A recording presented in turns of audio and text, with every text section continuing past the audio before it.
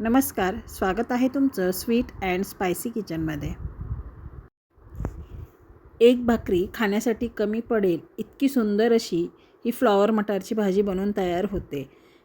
आपण ही अगदी झटपट तयार होणारी फ्लॉवर मटारची भाजी कशी तयार करायची हे पाहूया। फ्लॉवर मटारची भाजी तयार करण्यासाठी इथे मी फ्लॉवर चिरून घेतलेला आहे। याप्रमाणे थोडासा जाडसरच आपल्याला फ्लॉवर चिरायचा आहे। तसेच एक मोठी वाटी मटार घेतले आहेत, 2 कांदे उभे चिरून घेतलेले आहेत, 10 ते 12 लसूण पाकळ्या, 1 इंच आल्याचे तुकडे घेतले आहेत, 1 टोमॅटो घेतलेला आहे व 7 ते 8 कढीपत्त्याची पाने घेतलेली आहेत। अगोदर आपण वाटण तयार करूया। मिक्सरच्या भांड्यामध्ये आपल्याला कांदा टाकायचा आहे।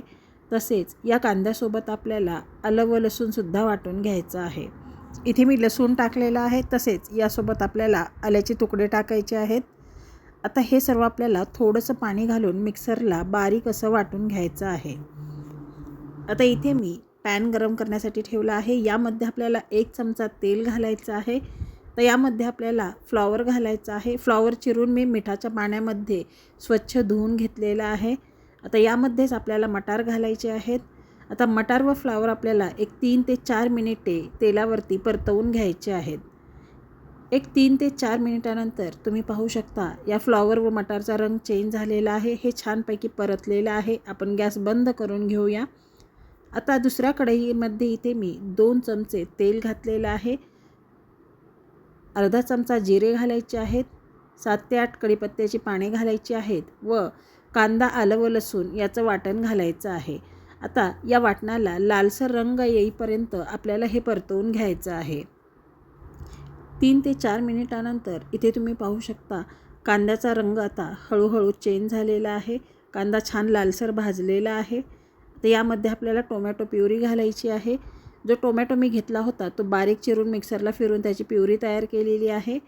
तर आता आपल्याला याला तेल सुटेपर्यंत परतवून घ्यायचं आहे। आता इथे तुम्ही पाहू शकता याला छान तेल सुटलेलं आहे। आता आपण सुके मसाले घालूया।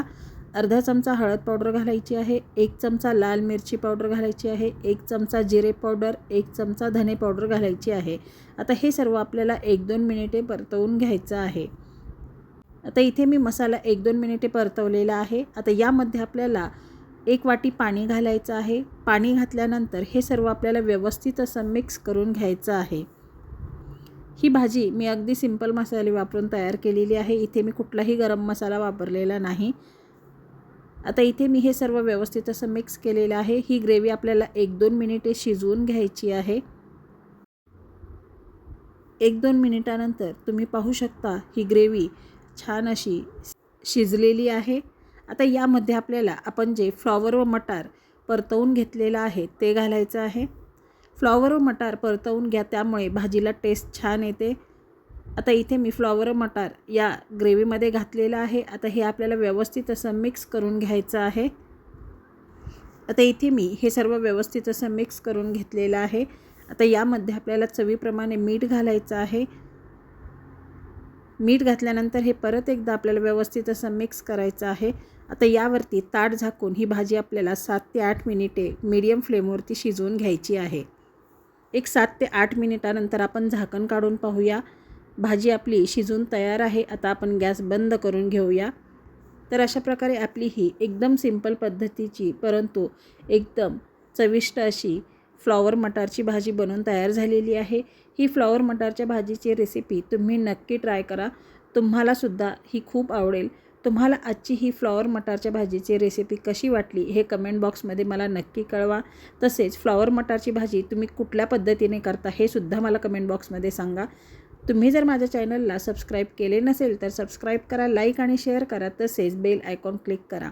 वेळात वेळ काढून तुम्ही माझी रेसिपी पाहिल्याबद्दल खूप खूप धन्यवाद। चला तर मग आपण भेटूया पुन्हा अशाच एका नवीन रेसिपी व्हिडिओमध्ये। तोपर्यंत धन्यवाद।